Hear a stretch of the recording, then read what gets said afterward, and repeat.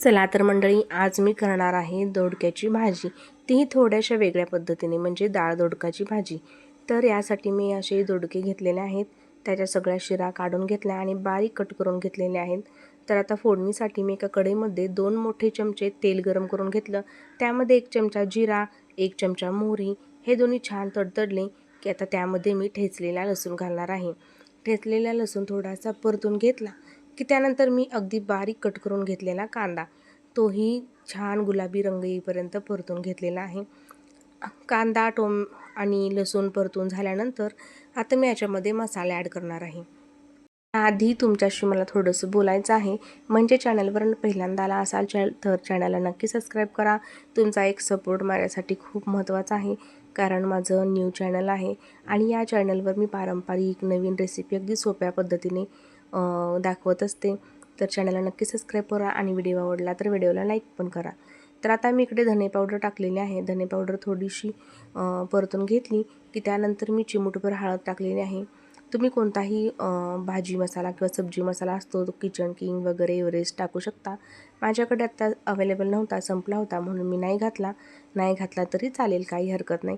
आता इकडे मी घरगुती काळा मसाला टाकलेला आहे, तोही व्यवस्थित छान परतून घ्यायचा आपल्याला. आणि मग परतून झाल्यानंतर ह्याला थोडंसं मसाल्याला तेल सुटलं की त्यामध्ये आपण जे आपले दोडके बारीक करून घेतलेले आहेत ते पण आपण आता यामध्ये टाकणार आहोत. बघू शकता इकडे मसाल्याला तेल सुटलेलं आहे. आता यामध्ये आपण बारीक कट करून घेतलेले दोडके धुवून स्वच्छ आता यामध्ये टाकणार आहोत. आता याला थोडा वेळ परतून घ्यायचा. अगदी व्यवस्थित सगळ्या दोडक्याला आपला मसाला लागेल अशा पद्धतीने आपल्याला 1 ते 2 मिनिटापर्यंत परतून घ्यायचा आहे. हा दोडका आपल्याला मसाल्यामध्ये व्यवस्थित परतून घेतल्यामुळे दोडक्याच्या भाजीला अगदी अतिशय उत्तम अशी चव येते. कारण याच्यामध्ये आपण लगेचच वरून डाळ किंवा पाणी घातलं तर इतकं चविष्ट रुचकर नाही लागत, जेवढा वेळ आपण मसाल्यामध्ये परतून घेऊ, म्हणजे जेणेकरून प्रत्येक दोडक्याच्या फोडीला मसाला कोट होईल या पद्धतीने, तेव्हा आपली भाजी अतिशय टेस्टी होते. आता याच्यामध्ये मी शिजवून घेतलेली मुगाची डाळ टाकणार आहे. या डाळीमध्ये मी टोमॅटो टाकला होता शिजवताना डाळ, त्यामुळे मी आता याच्यामध्ये सेपरेट टोमॅटो नाही घातलेला, कारण सेपरेट टोमॅटो घातला असता वेगळा असा दोडक्याच्या भाजीमध्ये तर भाजी जरा थोडीशी आंबट अशी झाली असती. आता आपल्याला यामध्ये थोडंसं चवीपुरतं असं मीठ टाकून घ्यायचं आहे. मीठ टाकल्यानंतर थोडा वेळ आपण याला 1 ते 1.5 मिनिटासाठी झाकण ठेवून शिजवून घेणार आहोत.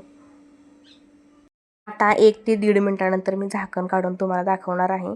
तर बघा किती छान आपली रसरशीत अशी दोडक्याची भाजी झालेली आहे, म्हणजे डाळ दोडक्याची भाजी. खायला पण अतिशय उत्तम होते आणि करायला पण सोपे आहे, झटपट तयार होते. आता वरून थोडीशी कसुरी मेथी हातावर अशी कुस्करून यामध्ये टाकणार आहे, कारण आपला स्वाद पण छान येईल भाजीला. आणि कसुरी मेथी ऑप्शनल आहे, घरात तुमच्या अवेलेबल असेल तर टाका, नसेल तर राहू द्या, काही हरकत नाही. पण आपल्या भाजीची चव मात्र उत्तमच येणार आहे. आणि बघा दिसायला पण किती सुरेख अशी दिसती ही डाळ दोडक्याची भाजी, आणि करायला पण साधी सोपी झटपट. आपण वरणासाठी जी डाळ करतो ती सकाळची उरलेली असेल थोडीशी, तर यामध्ये आपण ॲड केली तरी चालेल. तर माझ्या मुलासाठी मी शिवसाठी करत असते, त्यातीलच ही डाळ उरलेली होती, काढून ठेवलेली होती स्पेशल दोडक्यासाठी. तर बघा कसा झाला आहे आपला दोडक्याची भाजी, डाळ दोडक्याची. रेसिपी आवडली असेल तर चॅनलला लाईक नक्की करा, चॅनलला सबस्क्राईब करा आणि व्हिडिओला एक लाईक नक्की करा. तर भेटूया पुढच्या रेसिपीमध्ये, ब्लॉगमध्ये. बाय.